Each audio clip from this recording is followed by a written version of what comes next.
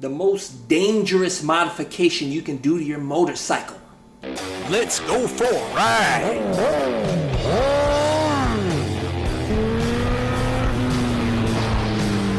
You are watching CycleCruza's all-in-one motorcycle channel. Subscribe today.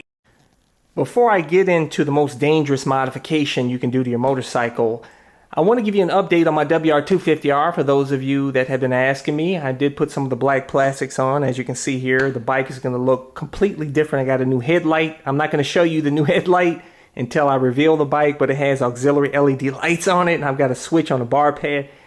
It's going to be, I love that light, guys, and it's lighter than the OEM light, and it makes the bike look so much newer.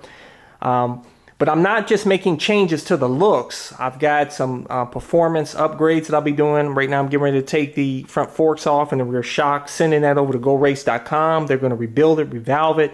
It's going to be absolutely dialed in so that I can take it to the MX track and trails and street, and it's going to do a little bit of everything. Right now with the OEM suspension setup, I can't do jumps. It absolutely sucks on jumps. But what's great about the WR250R is that the suspension that it comes with can be rebuilt to be absolutely awesome at a cost, but I think that is probably the best mod you can do to this bike. Also, I have a custom set of DID STX rims coming that I'll have with bulldog black spokes and gold nipples, and I ordered a second set of hubs that I'll have powder coated black, so the wheels will be all black. And I'm going to be using the stock wheels for dirt only. I'm going to put a tubeless setup with straight up MX knobbies, and for my DID STX rims that I'll be using for dual sport use, I got a brand new set of Dunlap D606 tires, front and rear. That'll be something new for me because I've been only rocking a D606 rear tire and a Pirelli Scorpion MT21 front tire. So I want to see how the all D606 setup will be for dual sport use.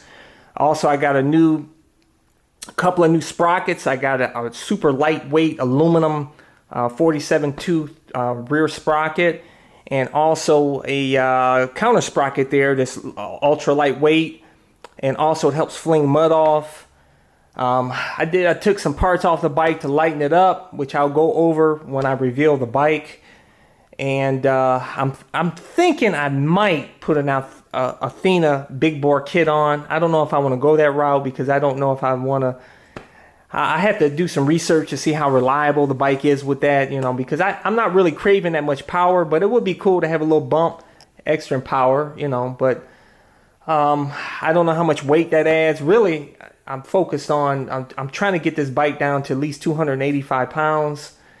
And like I said, stay tuned for all the changes I've made.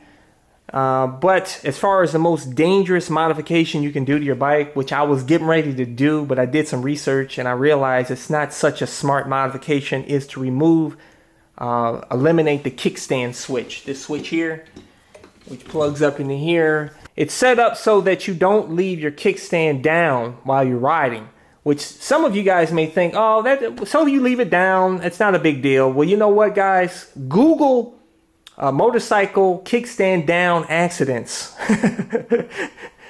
You'll see on there a guy that lost his leg, somebody else is crippled, people that have died.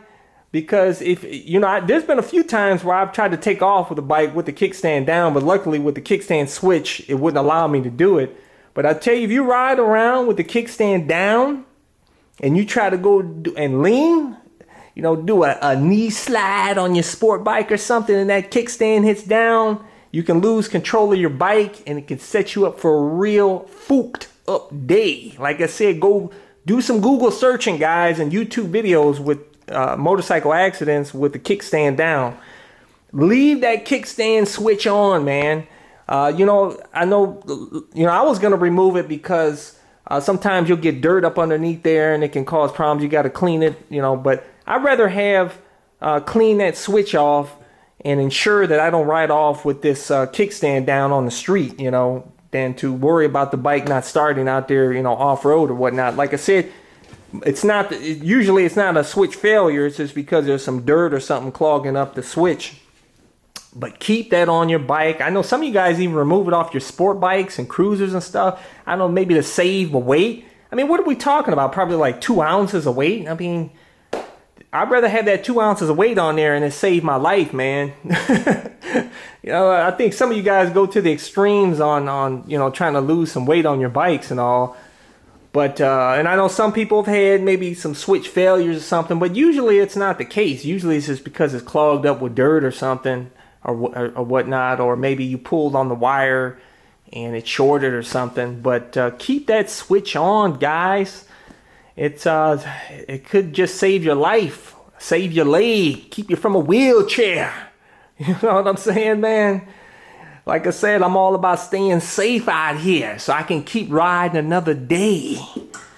But anyways, guys, I wish you guys all the best. I hope you guys all stay safe out there. Be smart.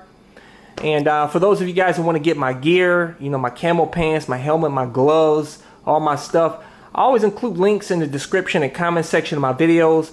Or also go to my website at CycleCruza.com and click on the menu tab My Gear, and those are current links to all my stuff. If you want to see more of my videos, click on the menu tab My Videos, and those are a bunch of playlists with my over 1,100 plus videos categorized into those playlists to make it easier for you to navigate through.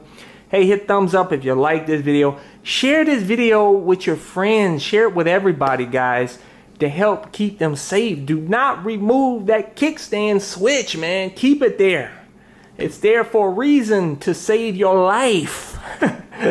But anyways, make sure to subscribe to my all-in-one motorcycle channel, and also go check out my other channel, Moto, that showcases a van that I customized for cheap that allows me to live in my van with my motorcycle anywhere, and has a ton of cool mods.